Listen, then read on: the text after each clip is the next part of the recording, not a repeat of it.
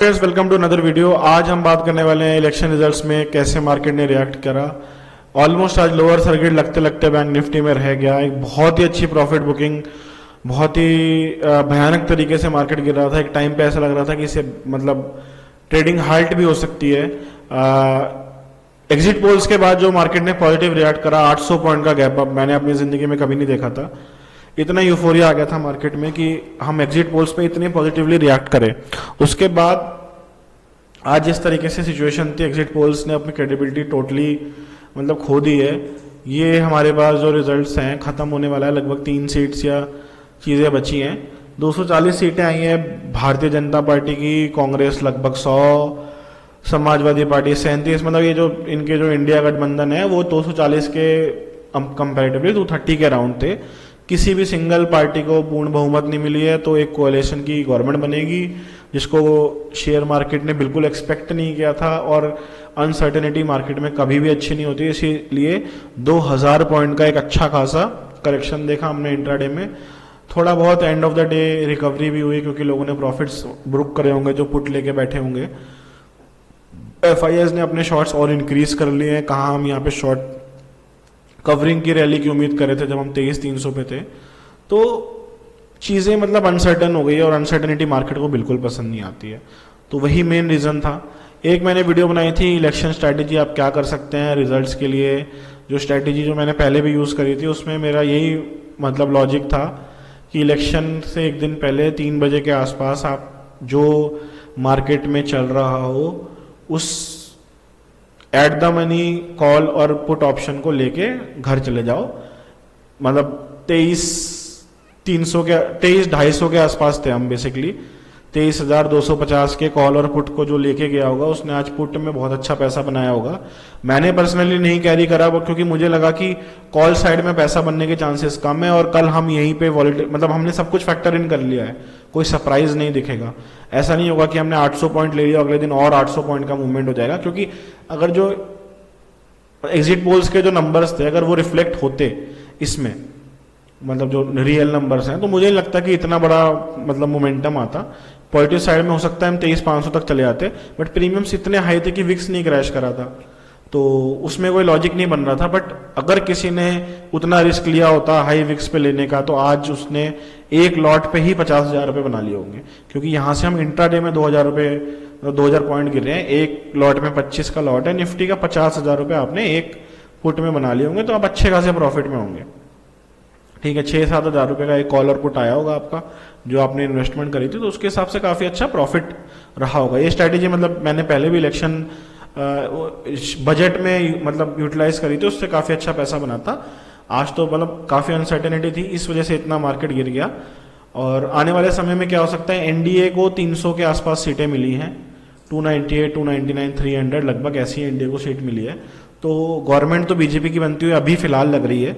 आने वाले 3-4 दिन बहुत क्रिटिकल रहेंगे, कौन क्या किसको ज्वाइन करता है, कौन किसको छोड़ के जाता है, सारी चीज़ें जमा तोड़, मतलब जो भी पॉसिबिलिटी जो मतलब पॉलिटिक्स लेवल पे जो भी होता है कि मैंने सीएम बनना है, ये पोजीशन सब कुछ करके।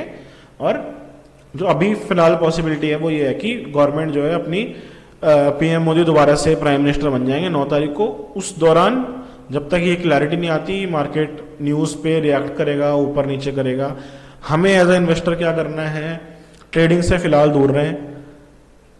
विक्स, इंडिया विक्स इतना हाई है कि इस पॉइंट ऑफ टाइम पे आप मतलब कुछ ऐसा खास ट्रेडिंग में कमा नहीं पाओगे, क्योंकि विक्स की वजह से जो जितने भी प्रीमियम्स हैं वो इतने इन्फ्लेटेड हैं कि उनका कुछ मतलब अपने साइड भी अगर मूवमेंट हो रहा है तो भी कोई खास मतलब फ़ायदा दिख नहीं रहा, मतलब कोई ऐसा कुछ खास कमाने को मौका है नहीं। तो वापसी में हम मतलब इतने हाई विक्स पे कब गए थे, 30 मुझे तो याद भी नहीं है। काफ़ी पिछले 1-1.5 साल से तो हम यही 10-15 के आसपास मतलब ट्रेड कर रहे थे। तो ये काफ़ी ही रिस्की जोन आ चुका है जहाँ पे हम हैं। इंट्राडे में तो हम 30 के भी ऊपर चले गए थे।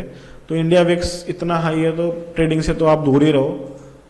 इंडिविजुअली स्टॉक लेवल पे आप ट्रेडिंग कर सकते हो, अगर आप एक्सपर्ट हो तो वो फिर भी आप मतलब कर सकते हो। बट अगर 2-3 दिन रुक सकते हो तो ज़्यादा अच्छा है। न्यूज़ पे ट्रेड करना, आज भी जो मार्केट गिरा है वो न्यूज़ पे तो गिरा है, इलेक्शन के रिजल्ट्स पे ये रिएक्शन आया है। कोई टेक्निकल लेवल पे तो ऐसा नहीं था कि यहाँ से रिएक्ट करके डायरेक्ट आप यहाँ तक आ जाओगे। यहाँ पे मार्केट रुकता और इतने बड़ा कैंडल तो इंट्राडे में बनता भी नहीं।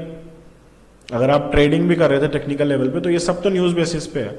तो कल फिर न्यूज़ बेसिस पे कोई पॉजिटिव न्यूज़ आ जाएगी कि भाई हाँ इनकी गवर्नमेंट कंफर्म हो गई है, तो ये ऊपर भाग जाएगा। फिर कुछ आ जाएगी, उन्होंने बोल दिया हमारी कंफर्म हो गई है। तो ये सारी चीज़ें जब तक क्लैरिटी नहीं आती, अब तक ट्रेडिंग से दूर रहो।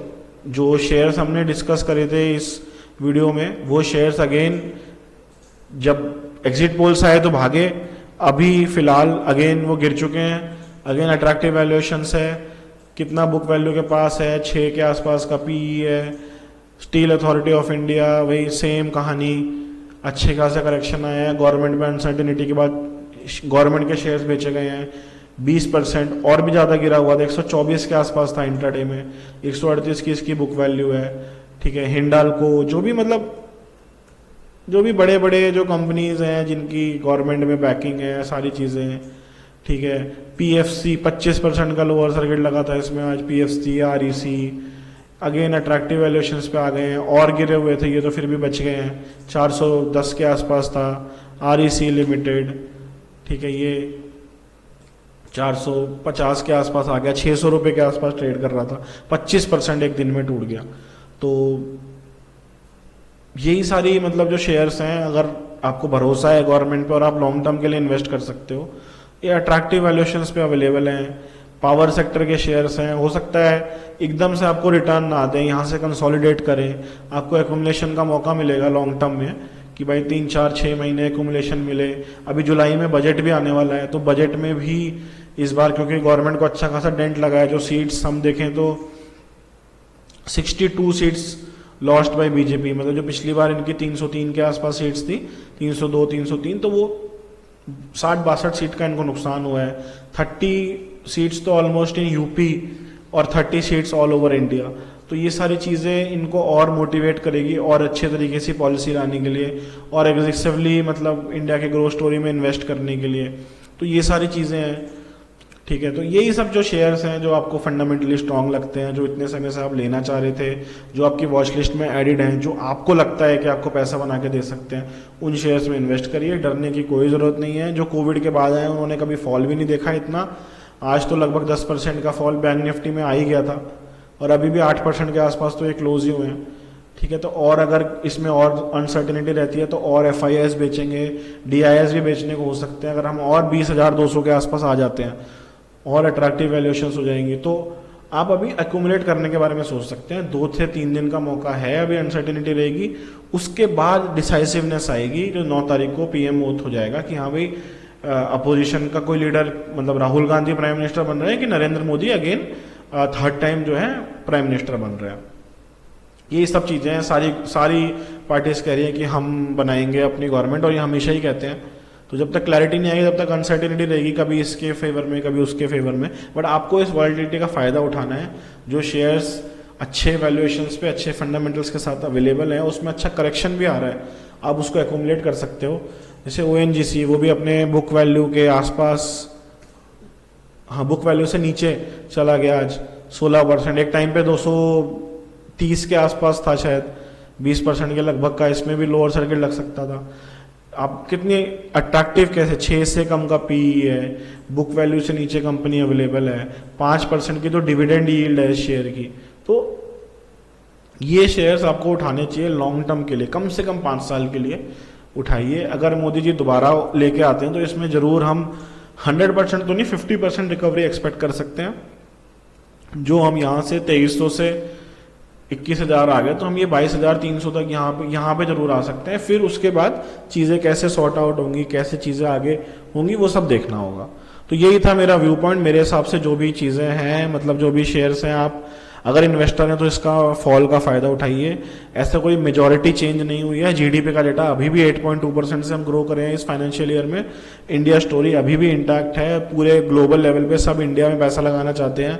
इंडिया आने वाले टाइम में अच्छा ही करने वाला है, सबसे फास्टिंग डेवलपिंग इकोनॉमी है। तो ये सारी चीज़ें एक दिन में भूल के सब बेच के निकल जाना कोई सॉल्यूशन नहीं है। अगर इन्वेस्टर हैं तो ऐसे ही मौके का आपको फ़ायदा उठाना चाहिए। कोविड आया था, कोविड में भी लोगों ने बेचा था, कोविड में भी अनसर्टेनिटी थी, क्या होगा क्या नहीं होगा। लॉकडाउन से पहले ही मार्केट इतना गिर गया था कि ऐसी चीज़ें होंगी। तो अनसर्टेनिटी कभी मार्केट को मतलब पसंद नहीं आती है, इस वजह से मार्केट में अच्छे खासे करेक्शन आते हैं। तो यही मेरा व्यू पॉइंट है, इसी हिसाब से आप देख सकते हैं। आपको वीडियो पसंद है तो लाइक करिएगा, चैनल कंटेंट अगर आपको पसंद आ रहा है प्लीज़ सब्सक्राइब। किसी स्टॉक में आप फंसे हुए हैं, कोई इन्वेस्टमेंट है, कोई मतलब सजेशन चाहिए या किसी शेयर के बारे में एनालिसिस जानना चाहते हैं तो प्लीज़ कमेंट। और चलो अगले वीडियो में मिलते हैं, और उम्मीद करते हैं कि अगले 2-3 दिन में जो वॉलीटिलिटी रहेगी इसमें आप इसको फ़ायदा उठाएंगे, इसमें जो करेक्शन हुआ है उसको मतलब एक पॉजिटिव वे में लेंगे कि एक मौका है, बाय द डिप है। मैं तो खुद इसी पॉइंट ऑफ व्यू से अगले 3-4 दिन मार्केट में रहना चाहता हूँ, और इन्वेस्टमेंट ही एक मतलब तरीके से मार्केट को देखो। विक्स इतना ही है, ट्रेडिंग से दूर रहोगे तो ही अच्छा है। शेयर्स मैंने इस वीडियो में बताई थे, ये स्ट्रैटेजी मैंने बताई थी, जिसने भी इसमें लगाया होगा पैसा उसका पैसा बना होगा। तो चीज़ें सारी ठीक ठाक हैं। हाँ, जो एक्सपेक्टेशन था वो नहीं मीट हुआ, इस वजह से इतनी अच्छी करेक्शन हुई है। अब धीरे धीरे अगर चीज़ें बीजेपी के फेवर में होती जाएगी तो ये जो विग है ये आगे बनती जाएगी, और ये आपका हिस्टोरिकल लो है। अगेन अनसर्टेनिटी अगर बनती है कि अनसर्टेनिटी हो गई कि नहीं पता लग रहा कौन गवर्नमेंट बनाएगा, इसने इधर कर लिया उसने उधर कर लिया, तो ये हम जब तक 23,000 मतलब 21,300 का लो नहीं तोड़ते तब तक सेफ है। 21,300 के नीचे अगेन सेल है, उसके बाद फिर अगेन जो कल तो नहीं लगता कि टूटेगा, अगर टूटता है तो उसके बाद फिर अगला सपोर्ट हम 21,000 के आसपास उम्मीद कर सकते हैं। एक छोटा सा सपोर्ट 21,100 के आसपास भी है। तो यही सारी चीज़ें हैं। अभी फिलहाल तो इन्वेस्टमेंट के पर्पज से देखो, इंडेक्स में ट्रेडिंग अवॉइड करो, इंडिविजुअल स्टॉक्स में करो, अडानी अंबानी स्टॉक से दूरी बनाए रखो, उनकी वैल्यूएशंस भी हाई है। कम से कम हम जिस शेयर की बात करें उसकी वैल्यूएशंस तो अट्रैक्टिव है। जिन शेयर्स को मैंने बोला था बाय करने के लिए उनकी वैल्यूएशंस अट्रैक्टिव है, तो लॉन्ग टर्म में भी आपको रिटर्न देके जरूर देंगे। लॉस होने के चांसेस उसमें कम है कंपैरेटिवली। अडानी अंबानी की वैल्यूएशंस 4-4 5-5 गुना मतलब जो उनके सेक्टर हैं उससे एक्सपेंसिव है। तो वो सारी चीज़ें सोच के अपना पैसा लगाइए। अगर इलेक्शन रिजल्ट्स एकदम जो मतलब एग्जिट पोल आया था उसके इंटैक्ट होता तो अडानी अंबानी के शेयर आज अपर सर्किट में हो सकते थे, और वो भी ट्रेडिंग के पर्सपेक्टिव से, इन्वेस्टमेंट के पर्सपेक्टिव से अभी भी वो मतलब कुछ शेयर्स हैं जो अट्रैक्टिव हैं, बट ओवरऑल एज अ मतलब पूरा ग्रुप देखें तो अभी अवॉइड करना ही सबसे बेस्ट रहेगा। और चलिए फिर मिलते हैं अगले वीडियो में, और शॉर्ट्स पे मैं अपलोड कर दूंगा। अभी सारे ही जितने भी शेयर्स हैं सभी अट्रैक्टिव वैल्यूएशंस पे, तो कुछ समझ नहीं आ रहा, थोड़ी सी स्टेबिलिटी आने दीजिए। उसके बाद 2-4 जो फंडामेंटली स्ट्रॉन्ग स्टॉक्स जो अभी अच्छे खासे वैल्यूएशंस पे आ गए हैं अट्रैक्टिव, मैं फटाफट अपलोड करके डाल दूंगा। चलो ओके।